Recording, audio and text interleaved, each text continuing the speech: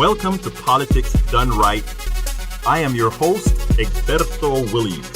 This is the progressive program that will take the mystery out of politics.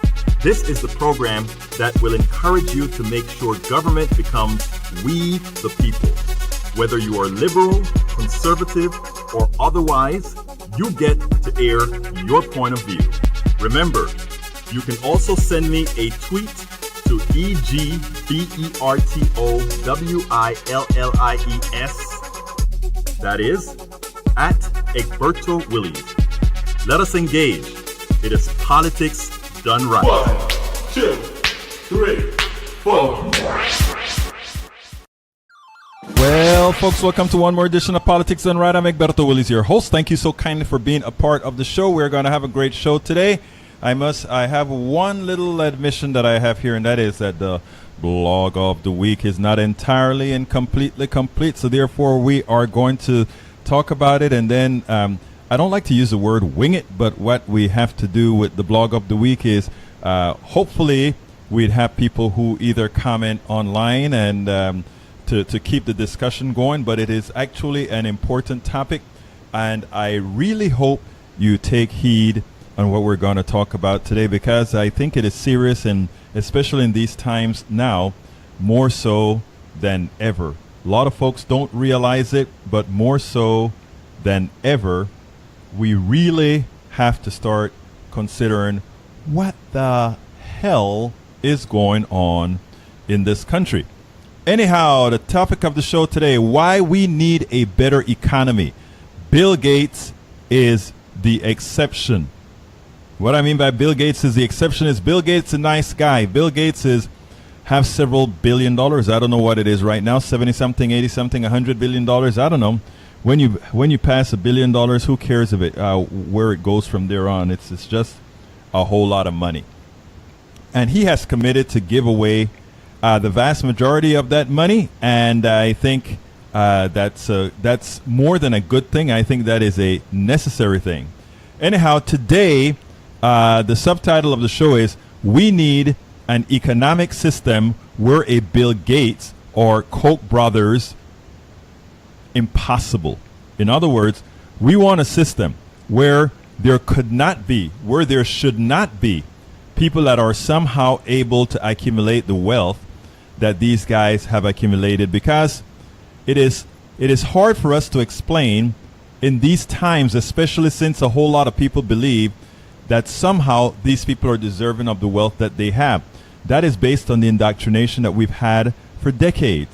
We've been indoctrinated for decades under the belief that somehow these multimillionaires, these industrialists, and all these people, good people that they are, some of them that is, that somehow they are worthy. They are worthy of the income that they're making. The truth of the matter is they are not. We have been programmed into believing that somehow these people earned all this wealth that they have. It is imperative that we change that narrative. Before we get into the program, I'd like to remind everybody that this is independent media. Politics Done Right is. Please go ahead and make sure to share our programs. It is important, if we are to put out this message and try to enlighten folks as far as breaking what the plutocracy has placed in the heads of people to believe, things that they believe that really is at the detriment of their own personal economies. So please, if you really want us to move forward, if you really believe that we have to have a different paradigm, if you really believe that we can do better than what we're doing right now with the current economic system that we have, with the current political system that we have, please go ahead and make sure to share these programs. And above and beyond sharing these programs, I'd like also for you to consider being a member of Politics Done Right. In other words, subscribe to Politics Done Right.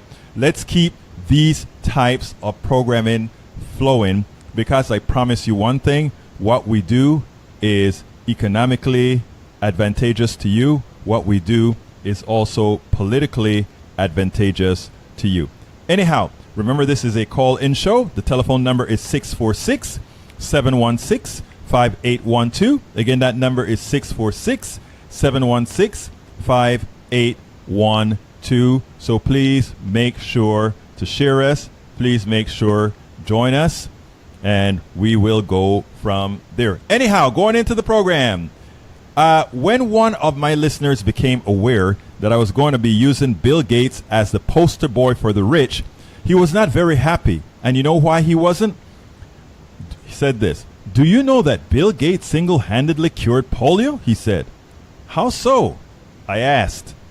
Well, he thought he threw a lot of money at it, he replied. So remember that Bill Gates and many other wealthy people are not bad at all. You should make that quite clear in your show. And of course I'm going to make that quite clear. Bill Gates didn't do anything illegal. The Koch brothers didn't do anything illegal. None of these people at all did anything that warranted any, again, that we can call illegal at all. But that's not the issue of the program today. The issue of the program is much deeper, and I hope that folks get what we're talking about. And if you have some comments on that, please do. Again, remember, the call-in number is 646-716-5812. I would love to hear from you. Anyhow, my goal is not to knock the good wealthy person or the bad selfish wealthy person for that matter. That is not the goal at all. My goal is to expose an economic system where they could aggregate the worth of others and make it solely their own. That is an important concept. We are the goal of this program is to illustrate that we don't want folks to be profiting, and what I'm talking about is inordinate profits off the backs of a few, which is currently the model that our economic system is based on. The model our economic system is based on is somebody is able to utilize everybody else's wherewithal, if you will, and capitalize on that going forward. And that is what we're saying is not a good thing. So again, folks, telephone number is 646-716-5812. I would love for you to call in 646-716-5812.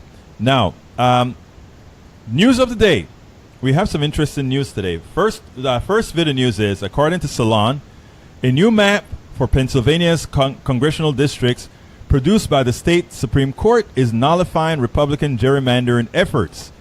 In its first map, and it's helping Democrats because it's not tilted to help the GOP. Needless to say, Republicans are what? They are very, very angry. The redistricting map was drawn with the help of Stanford University law professor Nathaniel Pursley, who has helped with the development of other maps used to determine House of Representative districts elsewhere in the country, according to Politico. The Pennsylvania Supreme Court took it upon itself to impose new districts on the state after Governor Tom Wolf, a Democrat, was unable to agree upon a new map with the state's Republican leaders who control the legislature. So there you go. I want to tell you guys a little bit about Pennsylvania before we move on to the other story. Pennsylvania is one of those states where most people voted for the Democrat. If you add up all the amount of people that voted for congressional chairs, most of them voted for Democrats. But somehow Republicans ended up with the vast majority of the chairs. I think, I don't know, maybe I can't remember the exact number, but it's something like 15 for Republicans and 4 for Democrats or something like that, even though the Democrats won the election. That is not democracy. That is not a republic. That is not representative democracy.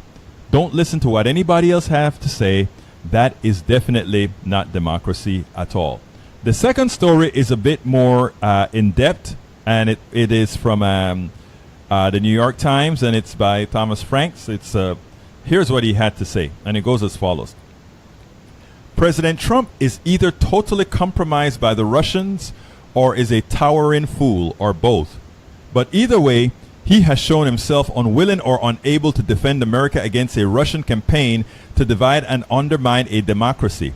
That is, either Trump's real estate empire has taken large amounts of money from shady oligarchs linked to the Kremlin, so much that they literally own him, or rumors are true that he engaged in sexual misbehavior while he was in Moscow running the Miss Universe contest, which Russian intelligence has on tape and he doesn't want released, or Trump actually believes Russian President Vladimir Putin when he says he is innocent of intervening in our elections, over the explicit findings of Trump's own CIA, NSA, and FBI chiefs. In sum, Trump is either hiding something so threatening to himself or he's criminally incompetent to be commander-in-chief. My guess is, and this is how he ended it. I just read you the beginnings. You need to read the whole story. My guess is that Trump's hiding has to do with money. It's something about his financial ties to business elites tied to the Kremlin.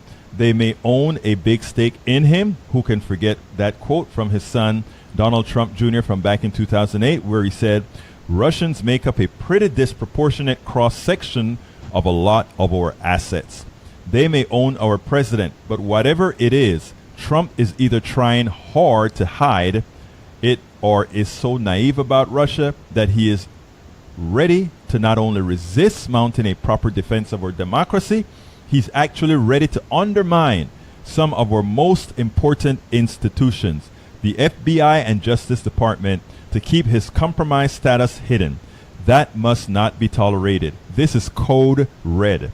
The biggest threat to the integrity of our democracy today is not outside our country. It's within the Oval Office. The threat to this country is within the Oval Office. But folks, do you know what time it is? It's time for the weekly blog post. Okay, the weekly blog post is titled, We Need an Economic System Where Bill Gates or Koch brothers is Impossible. And the reason I wrote this is yesterday I said I was going to talk a little bit about Bill Gates. Bill Gates came on and said something, and let me play what Bill Gates had to say. I need to prevent any echo, I need to do a little something here, but Bill Gates pretty much hit the nail on the head when he said the following, and let me get that queued up for you guys. Do you think in that context the last tax bill made sense, where the benefits of the bill disproportionately went to people like you? Your basic point is correct. It was not a progressive tax bill. It was a regressive tax bill. People who are wealthier tended to get dramatically more benefits than the middle class or those who are poor. And so it runs counter to the general trend you'd like to see, where the safety net is getting stronger and those at the top are paying higher taxes. You'd be okay paying higher taxes? No, I need to pay higher taxes. I paid in absolute more taxes, over $10 billion, than anyone else, but the government should require the people in my position to pay significantly higher taxes. Okay, Bill Gates acknowledges that the wealthy need to pay not some more taxes, but quite a bit more taxes in what he just said. And Bill Gates has to be commended for saying that. You find very few rich people that would actually come out and say that. But here's the deal. Here's a blog of the week. Not much frustrates me, not much at all. But our economic system does. In its apparent brilliance lays a malignancy that will ultimately destroy our country and eventually the entire planet as we know it.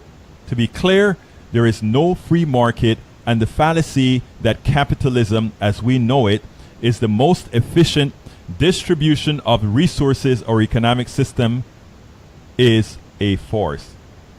That is how capitalism has been defined for a very long time.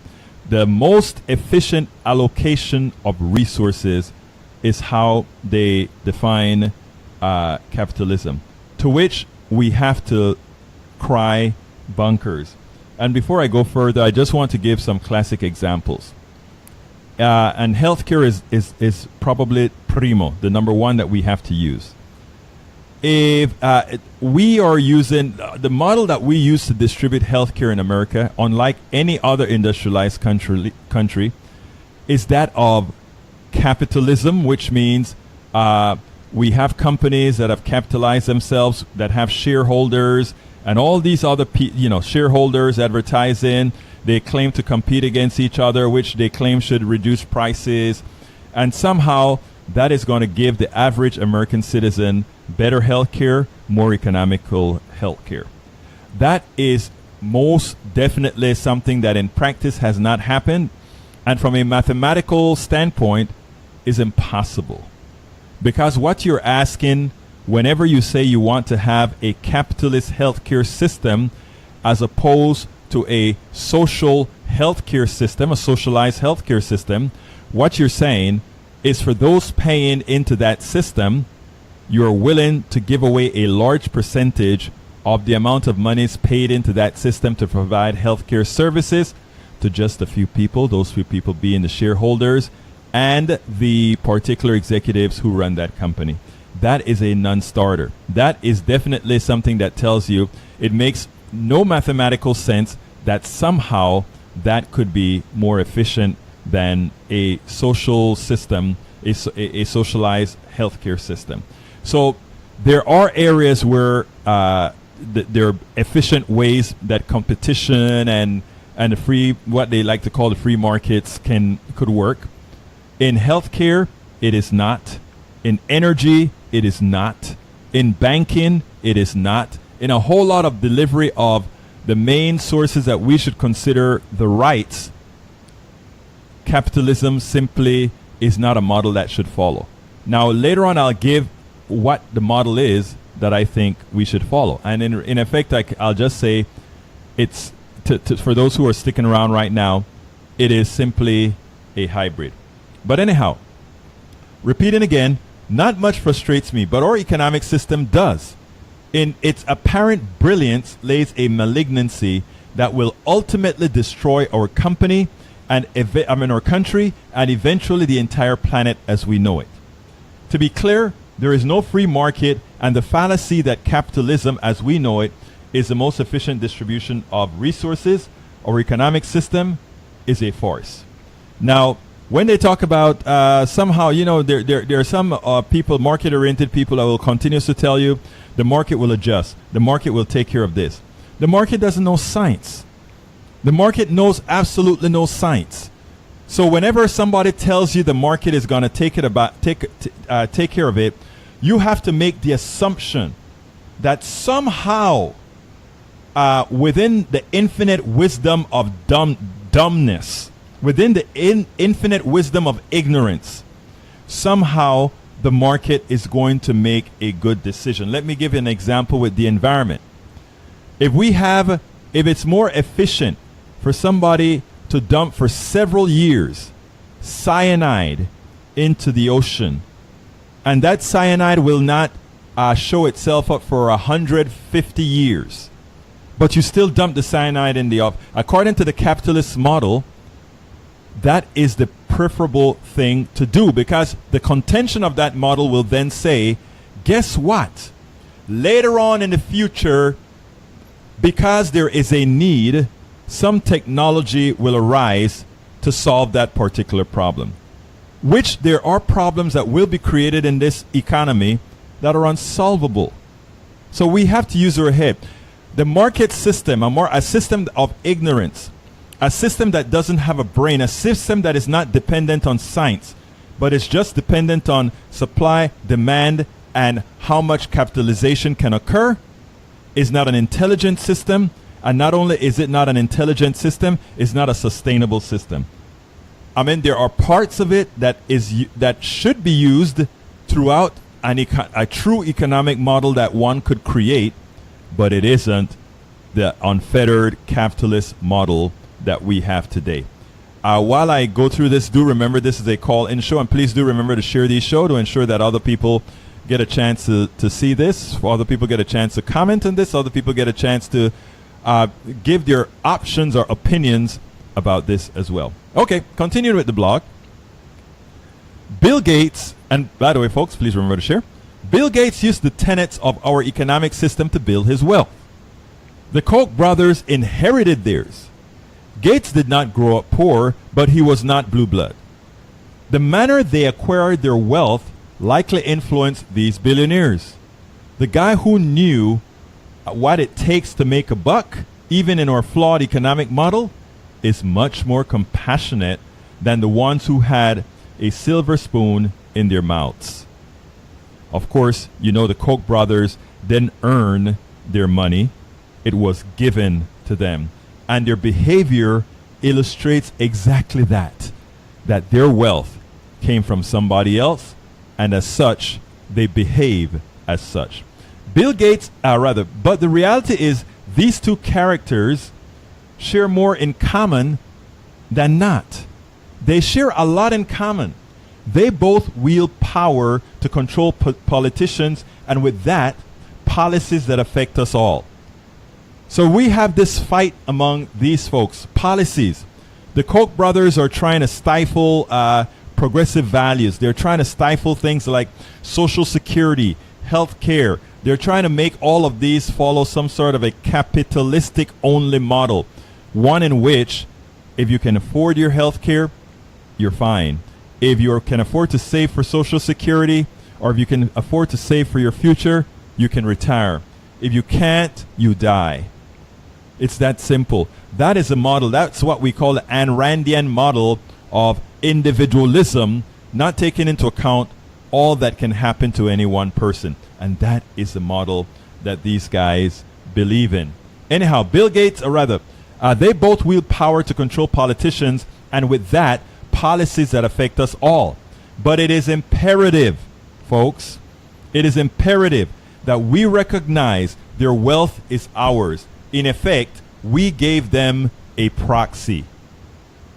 We gave them that proxy by buying their products, by running Microsoft Office, by running Microsoft Word, by buying toilet tissues produced by the Koch brothers.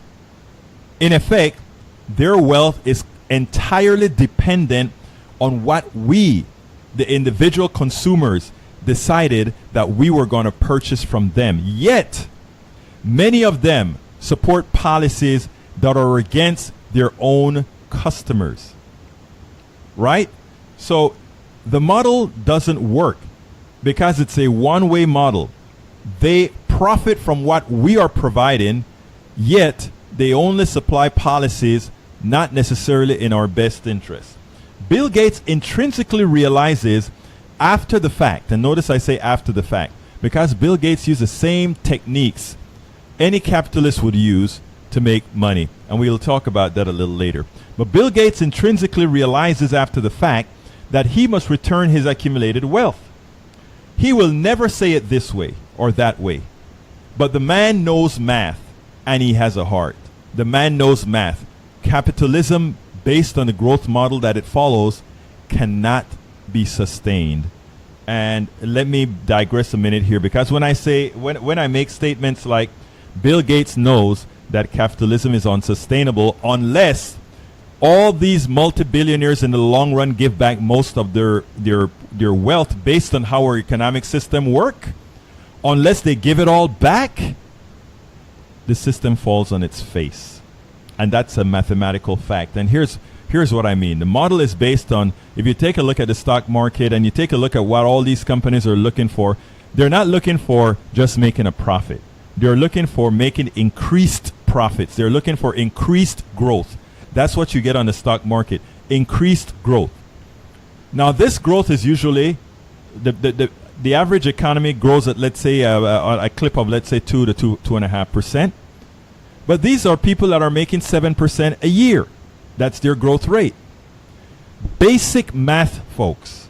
Basic math tells you that if the wealthy, those people who own stocks and those people who own these companies, are able to grow themselves at 7%, and the aggregate economy grows at 2 to 2.5%, every single year on a continuum, they are taking up more of the economy and leaving less for the masses.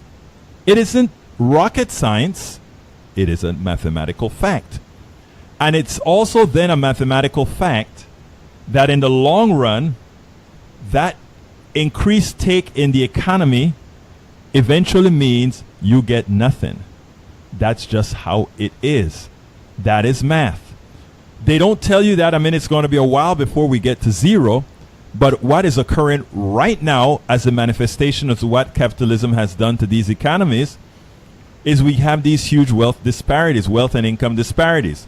So everybody is making less as a very few make more. And where do you think the more is coming from? The more that they're making is coming directly from you. And that is where I talk about why we have to revamp what we have as an economic system and make it a model that is equitable to all. Not equal outcomes, but equal access. Not only equal access, but equal access to success. Anyhow, the Koch brothers, or let me repeat that one. Bill Gates intrinsically realizes after the fact, in other words, after he's acquired his gains using the standard capitalist methods, that he must return his accumulated wealth. He will never say it that way, however, but the man knows math and he has a heart. The Koch brothers believe they are entitled to their worth, even though their only virtue was being named Coke. Both the Koch brothers and Bill Gates give away a lot of money, but their aims differ. The Koch brothers are ideological while Gates is practical. Look, money, capital is power. Money and capital, they are power. That's power. The thing is, we should not have an economic system where anyone can accumulate an infinite stream of capital. It just doesn't work. First, no one person can provide the service to do such a thing. Think about Bill Gates. Bill Gates is worth millions or billions, but did he really make these billions? Did he really contribute in his business other than maybe a pathway for growth, and everybody else did the job?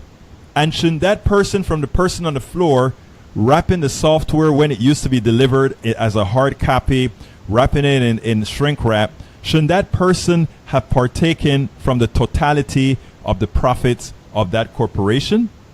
Shouldn't the engineers who sit in an office making $90,000, $100,000, $150,000 make their consummate worth for what they created? Windows NT, Windows 98, Windows XP, Windows 10, all these different products that have a long lifespan that was just sheer profit for a few. Shouldn't more of their workers, instead of more of their shareholders, really get a large percentage of that profit? Think about it. Think about it right now. The people that have made the most out of Microsoft had nothing to do with the technological know-how of how things are done. Yet, they weren't the ones getting most of the spoils. So, first, no one person can provide the service to do such a thing, to make all that money that these guys have. They are dependent on others. And if they are dependent on others, receiving a profit a whole lot more and above, above what those who work to create the additional capital, should be classified as nothing more than legalized theft. In other words, if you have a whole lot of people doing a whole lot of work, and after they get all that work, most of the money that they've worked for ends up in your pocket, and it is not shared with the people who created it, how is that not theft? I mean, it's legal. It's what I call legalized theft. But how can we as a society consider that okay? How can we consider that Mr. Bezos, the owner of Amazon, is infinitely wealthy, yet he has employees on welfare because they only pay them $8-9 an hour? How can we justify that McDonald's, a whole lot of its employees are on welfare when, again, they are a very profitable company, and the people who created profits are the ones who then come to the American people and say, okay, you pay McDonald's for that burger, which makes a profit for the shareholders of McDonald's, and then you pay your taxes to support those people who work for McDonald's. So if you are buying McDonald's hamburgers or you're buying Microsoft, Microsoft pays its people fairly well. If you're buying at McDonald's burgers or you're buying Amazon products, etc., you're paying twice. You're paying for the product whose profit goes to a select few, and you're also paying the taxes to support those people who are on welfare working for these profitable companies. The system just doesn't work. The system is just untenable. The system is just really a fraud. I just want to give another example outside of the domain of the blog of the week. But we can say the same about gasoline, right? We pay X amount of dollars for gasoline depending on the state that you're in. Gasoline throws a whole lot of stuff in the air. Carbon, sulfur, and many other bad products for your health. But still, we pay a certain price for gasoline. And the reason gasoline is so low, that the oil companies want the price low enough to maximize how much of it people are going to use so that they maximize their own profits. But guess what?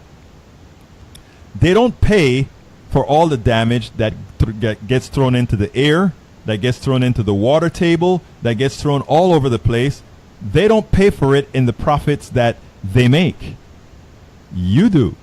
So again, you pay twice. You pay for the gasoline, and you also pay for the damage it does for society, meaning within the groundwater, etc. But there's another cost that you pay that very few people understand or see, and that is in your health.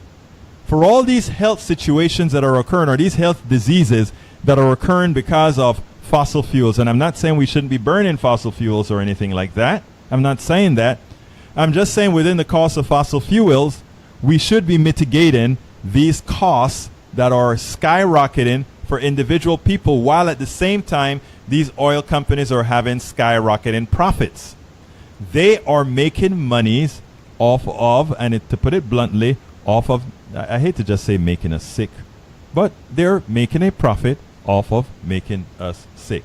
Anyhow, so remember, first, no one person can provide the service to do such. They are dependent on others. And if they are dependent on others, receiving a profit way and above what those who work to create that additional capital, we should classify it as legal theft. Think of it as a few notches above slavery. Oh my God, yes, I said the word. A few notches above slavery. In slavery, you got paid nothing. You just got paid food. Your food and the clothing was your fuel and the paint to keep you from spoiling, because you were not a human being as a slave. You went out there and you worked like a machine to get whatever needed to get done, and then it was all over. You died and you were thrown away. And I just learned from a friend recently that the way slave graves were discovered is just look for the people who were buried without clothes. Even the clothes got reused for the other slaves. That's all it was. And Americans today that are working for corporations, they don't quite know it because it's a more elegant form of slavery. But it's still slavery. It is still, you're getting less than what you're putting out. You're getting much less than what you're worth. You're getting much less than what you earn. But you know what was done earlier on? Earlier on, from the time you were born, you were indoctrinated into believing that this was the only way. That the only type of economic system that's possible is what you have now, and that is just how things are. That is not just how things are. There are better models, and the better models are all hybrid type models. So, remember, most people to date are still modern day slaves. Remember that Bill Gates' wealth was not based on his product, and thus not on his intellect. Bill Gates, again, a nice person, but his product was not his. Some other person developed that product. The intellect of some other person is in that product. Bill Gates bought that product from someone else and licensed it to IBM, and in the process made a killing. should some of that profit had gone to the actual person who created the project, who created the software? Of course so. But in our economic model, it says no. In our economic model, we say we exchange this product for this capital, and now, going forward, everything from that product is mine. Same thing happens with the way we develop drugs. The federal government invests in developing drugs. The federal government invests in creating all these different things, and then a private company comes and pays a licensing fee or pays a little something, and everything that they develop then is theirs. We look at oil companies. Should oil really belong to the people who inhabit the land in the present? Think about that. They didn't put it there. They got the luck of the draw to buy a piece of land that's sitting on top of some hydrocarbons, right? Who owns that land is fine. I don't mind somebody owning or renting a piece of land. But to say that the natural resources that were created over several million years belong to the current owners of that property, when we know the current owners of that property was probably killed off and then the property taken, no. The reality is most of that product, no mineral, let me just put it bluntly, no mineral, no oil, none of these items not produced by your blood, sweat, and tears should belong to you, or should you be able to make an infinite profit on them. Now, an oil company may say, I drill, I take the risk to take the oil out. True. And you should be compensated for doing that. But after you're compensated for the drilling and something that society will determine it is an acceptable profit, all the commodities should revert to the state. It's that simple. And why is that the case? You did not create the oil. Now let's change that into farming. A farmer goes out there and he works his land. And with the sweat of his labor, he produces the corn, he produces the wheat, he produces the peanuts, he produces the potatoes, and all these other things. He is worth what he's doing. He is the one nurturing the product and making a final product to bring to market. That is somebody who produces something. After the oil well is drilled, he's just sucking the oil out of the ground and putting it out there, while with very little labor, that is. So I mean, labor and all of that should be compensated. These products need to be done. However, when it comes at the end of the day, we should not have ownership of these issues where some can make a lot of money because of the luck of the draw of living on top of oil, or living on top of copper, or living on top of diamonds, or living on top of anything. So remember that Bill Gates' wealth was not based on his product and thus not his intellect. Moreover, as his company grew, his wealth grew on the legalized gambling, that is the stock market, an instrument few can or should partake in given its divergence from reality. Stock market ain't real. Repeat after me. The stock market's not real. The stock market is but legalized gambling. If you ask what's the correlation between the stock market and the productivity or all these other issues, I will wager you that it is very, very hard to find. Anyhow, let me go to the website, to the Facebook page, and see if let's see, if you're a billionaire, you've done something wrong. You have done something wrong. Maybe you can make $1 million legitimately. You can do that legitimately, or maybe, let's see, or maybe 2 or 3 million legitimately. Once you get to 5 to 10, you're really, really exploiting somewhere along the line and pissing people off big time somewhere, and that's the bad. Let's see, and that is a bad bald fact of it. So if you're a billionaire, you've seriously screwed some people to the wall. That's what's going to have to happen. They're psychopaths in the fact of what they're good at is accruing money. They make lots of money for themselves, but it doesn't mean to say that actually they know how to look after people and how democracy should be run for the benefit of people. In fact, I think that wealth of anything shows otherwise. It is basically like saying, I want the school bully to advise me on how we should run to cure the program. And who wrote that? Mark Thomas, comedian, author. And who placed that on our site? Michael Rudin. Thank you for that little expose right there. I must agree with what was said there. Now let me get to the closing or near closing part of the blog, folks. Remember that Bill Gates' wealth was not based on his product and thus not on his intellect. Moreover, as his company grew, his wealth grew on the legalized gambling that is the stock market, an instrument few can or should partake in given its divergence from reality. Many wealthy people and people aspiring to be wealthy tend to look down at those who are manufacturing things, growing foods, fixing cars, designing items, and much more. But haven't you heard this? Or they would even disparage the person who calculated that it is more efficient to take welfare after thinking about their economic maximization. You know, I'll explain that a little bit further later. These same people use terms like make my money work for me or work smart not to work a lot. They just don't see the similarity between that position and being a welfare recipient, meaning getting something for, I don't want to say something for nothing, because I mean there's a reason for welfare, right? You could be on bad times, etc., etc., etc. But the person who owns capital and think the capital is going to work for them while they sit at their pool, please tell me, folks, what is the difference?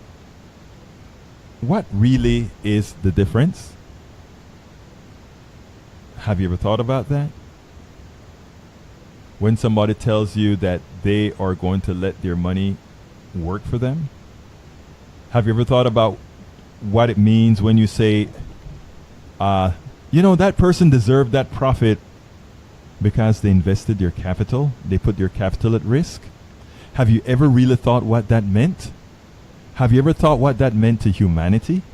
Have you ever thought that saying somebody's capital was at risk and that is why they deserve what they deserve, how that demeans humanity when you look at that person having to hire somebody and not looking at that person's labor, that person's risk of limb, that person risk of health as well? We have been taught to give so much reverence to capital. We have been taught that capital has more value than humanity. We have been taught that capital is so much more important. We even treat it better. The guy who works a hard day's work, the guy who goes out, the woman who goes out and work her butt off at a McDonald's, at a Burger King, as a secretary, as a doctor, they go out and work. Their income is taxed at a higher rate than somebody who just says, I'm going to sit my butt home, and while I'm sitting at home, I am going to just let my money work for me. And somehow we have more respect for that person. Somehow we believe that person is more worthy than the person who's going out there and doing some work. Somehow they're more worthy. Folks, I wish more of you would call 646-716-5812. Again, that number is 646-716-5812. The telephones are working perfectly. Why don't somebody call and refute me or tell me I'm full of it or tell me that you somehow think that there is a better way? And if you think there's a better way, why don't you tell me what you think that better way is? I think I know what that better way is. We have somebody called Daniel Ledo, my friend, who seems to have a commentary. He says, how does one determine if someone is worthy, or what is the amount someone is allowed to earn?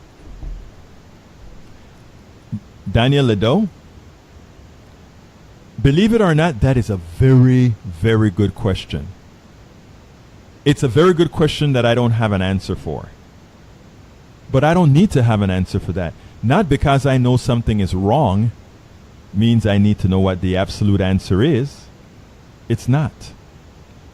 The one thing that I do know is that our current economic system is wrong, and what I do also know is how to fix certain pieces of our economic system.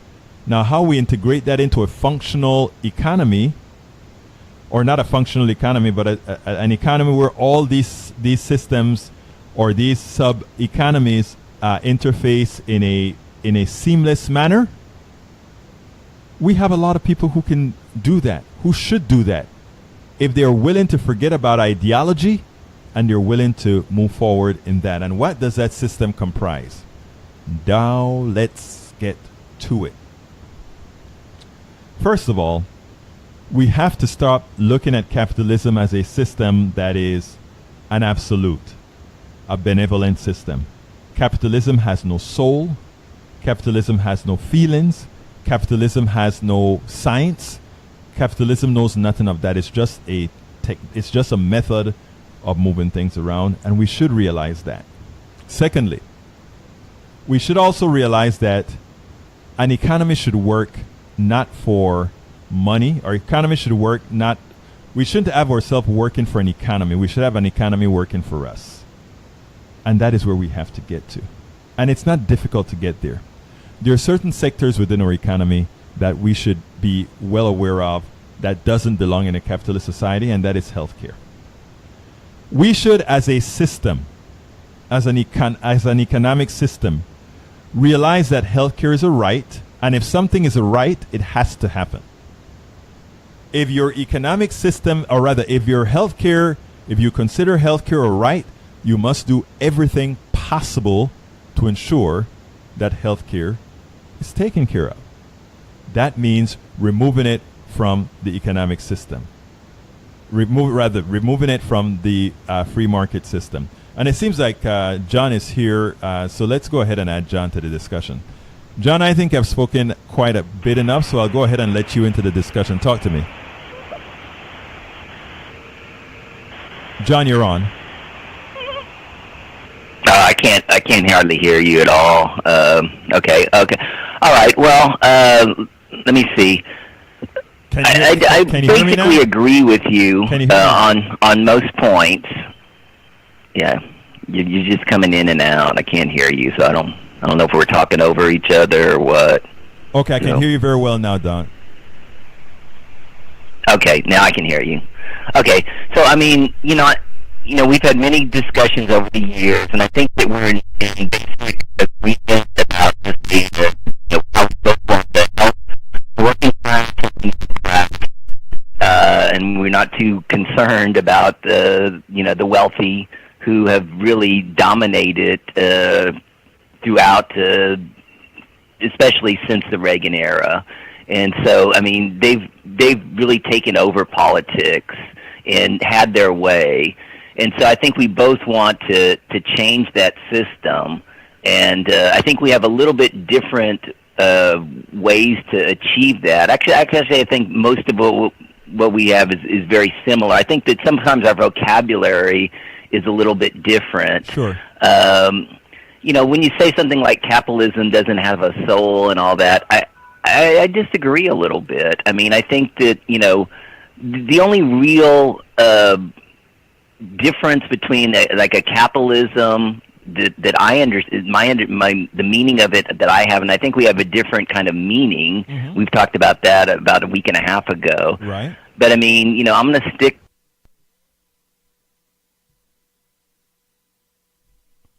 Okay, for some reason we lost your voice. I don't know if that's the case or not. This is the second time. I think this is actually a function of Blog Talk Radio, because he was coming in just fine and we just happened to lose him. Are you still there, John, or not? Because if you can hear me, I can't hear you. Okay, that is interesting because you came in fine for a long time. Let's go ahead and recycle and try to get you back in here, because what you're saying was a very important point that we want to cover. Very important point that we want to cover. Are you still here, John? John, are you still here? Let me go ahead and put you down here, and we go ahead and try to get you back on. Because this is 2 days in a row. At first we thought it might have been our equipment, but it actually looks like it may be an issue with it looks like it may be an issue with the Blog Talk Radio, who's responsible for carrying our telephones. So what I'm going to do, folks, is I am going to go ahead and dial out for John and see if we can get back into the system and somehow see if we'll get him back, because he had a very important concept that he needed to get across. So let's see what happens here. And as we wait, okay, this should come in pretty soon. We'll wait for that. But anyhow, as what John was alluding to is we had a discussion, and we try to define what capitalism is, and many of us believe that there is an inherent issue with capitalism, an inherent problem with capitalism, and that needs, I don't want to say needs repair, that needs pretty much revamping. And the reason why is that he complains about when I say capitalism has no soul. I can't take that back, because it is just a sequence, right?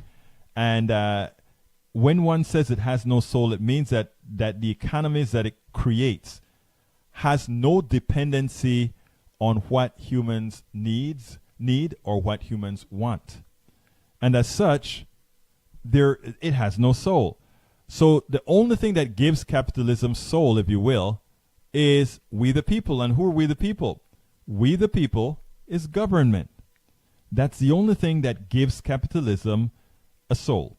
So what we have to do going forward is we have to create a system, and this is when I speak about this hybrid economic system that I constantly... Okay, let's see. This hybrid capitalist system that I always speak about is what we have to be concerned about, or is what we have to create. Until we have a system based on human beings, based on what human needs, human requirements are, we don't have an economy that is sustainable. We simply don't have an economy that is sustainable unless we do that. Now, John, if you're still listening, why don't you attempt to call back in? I think we try to call back in, and let's see if we can get it going. In the interim, what I'll go ahead and do is do a test to make sure that we can actually get back in. And folks, I'm sorry for having these technical difficulties 2 days in a row, but we can't control the service that's provided by Blog Talk Radio. But if we don't get back in the near term, what I'll do is I'll close the show down, and we're almost at the end of the show, and we'll go ahead and set it up for the other day as well. Anyhow, as we were talking before, okay, I think good. So let's see if that works or not. That should be in or not. Okay. Okay, looks like it's able to take the calls, but it seems like it's not able to come on in. Well, okay, it seems like it is a Blog Talk Radio issue that's really untenable, and we're going to have to take care of going forward in the future. Anyhow, so we're coming close to the end of the show. I hope you liked what we spoke about. I hope you understand that the concept here wasn't to, a lot of people, whenever you point out the flaws in capitalism, or whenever you point out the flaws in our economic system, the first thing folks want to do is call you are a communist. No, I'm not a communist. I'm a person who simply wants an economic system that works for everybody, that gives everybody the opportunity to succeed, and I really don't care what you call that system. And that system really requires several things. That system requires that you, first of all, decide what are going to be rights. What things within the economy is going to be rights? Healthcare, food, clothing, shelter. Once those are taken care of, everything else can be in a free market, because given that they're not ultimate necessities to survive, they can be in the market, and you can have all kind of exchanges to get whatever you need accomplished there. So my contention is all those particular portions, those things that we consider rights, should be controlled by we the people, the government. Therefore, healthcare should be socialized. Therefore, banking should be socialized. Therefore, the delivery, not the delivery, but the delivery in the long run of energy should be as well. Now, if you want to have private entities create or go ahead and find oil or whatever and then be compensated for that, that's fine. But ultimately, when it's time to extract and make the profit on something that's long lasting, that belongs to the people. People may complain about that and say, oh, well, if you do that, there's no incentive to do it. Well, you know what? If the private industry doesn't find an incentive to do it, then we, the people, do it as part of government. There are simple solutions to problems where a big government mitigates mitigate corporations taking advantage of people. Folks, I hope you enjoyed the program. If you like the program, I want to ask you to consider being a part of this project of speaking truth, given a message that is normally not provided in society because, again, of the indoctrination that must occur for us to maintain a system that is detrimental to most of us. The only way that can occur is if we are indoctrinated, and the only way we remove that indoctrination is if we educate ourselves, and the only way we educate ourselves is if together we form communities, together we learn, together we support programs like Politics Done Right. We support websites like Daily Kos, like Op-Ed News, like the Democratic Underground, and many other sites. We need the support from you guys more so than ever, because with the ever encroachment on what we all own by a few, with the ever encroachment of what we all own by the few, the continuous drumbeat to misinform, the continuous drumbeat to lie, the continuous drumbeat to have us vote against our own interests will continue. So I ask you dearly to please go ahead and support programs like this. In this case, Politics Done Right, but others as well. And whatever you have the ability to do, it's very important for our survival. So I thank you so kindly for being a part of this show. We're going to be closing it out now. And please remember, share, share, and share.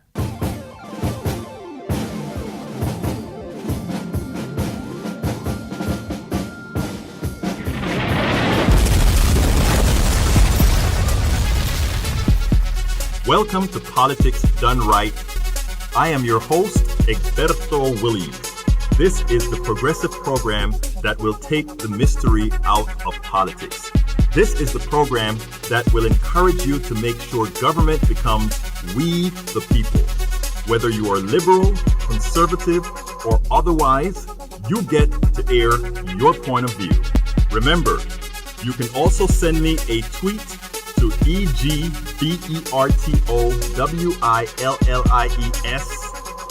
That is at Egberto Williams. Let us engage. It is Politics Done Right. 1, 2, 3, 4.